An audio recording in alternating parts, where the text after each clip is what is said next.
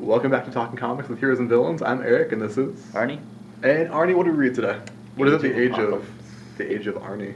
Age of Apocalypse, number one. Yes, we did. What's it all about? What's the series about? Give me the premise.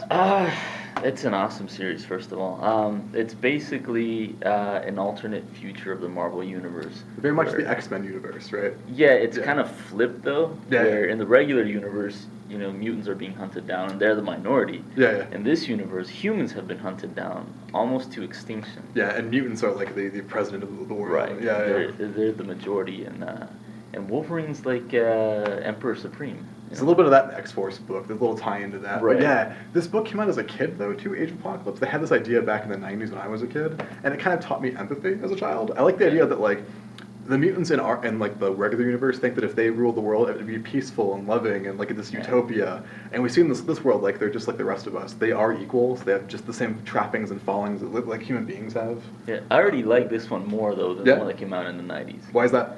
It's just more grown up. Like, I think that they took the best of what came out in the 90s, played with those characters, and just kind of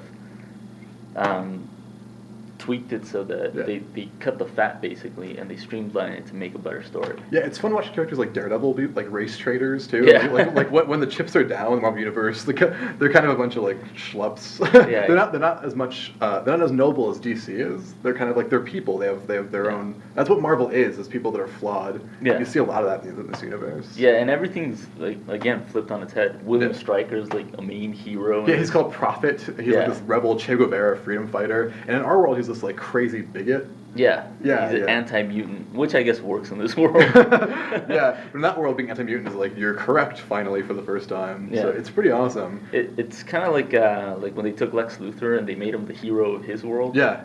It's what's going on here. And it's all about how we need each other to survive. Mm-hmm. And like, Democrats think that if they ruled everything, that life would be perfect. Republicans think the same thing. Green Party thinks the same thing. And we're all wrong. And like, we all need each other to find like a balance for each other. And so that's what this book is about. It's about not being arrogant, thinking that you're right all the time, and trying to find spots for enemies to populate in the world. Yeah, and it's also dealing with, what happens when the majority becomes the minority. You have Sabretooth. That rage and that, Yeah, you have Sabretooth and Jean Grey that used to be these really powerful mutants, and now they're essentially human beings. They're depowered now. A few of the X-Men freedom fighters have been depowered to show solidarity with humankind. Yeah. They're trying to fight they're like, it's like Batman, where they're trying to like just use their skills that they've trained themselves instead of just their boring heat vision or whatever. Yeah, and they lost their powers because they tried to help out humankind. Yeah. It's not really explained how exactly it happened, but they try to help. We'll see later on. The humans, and they got depowered.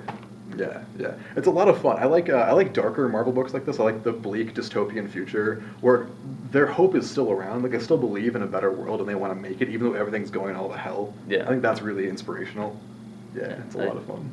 I just enjoyed it. I enjoyed the first one in the 90s. Yeah. But this one is already above and beyond, just by the writing alone. And it's literally a different dimension from that one, so you don't have to know anything else from the 90s. It just, if you know some stuff, it kind of, you're like, wow, this is much better. That's all you need to know. Yeah. But it's the same characters. I mean, you have the Wolverine with one hand, the face paint, and you even have the one-eyed Cyclops.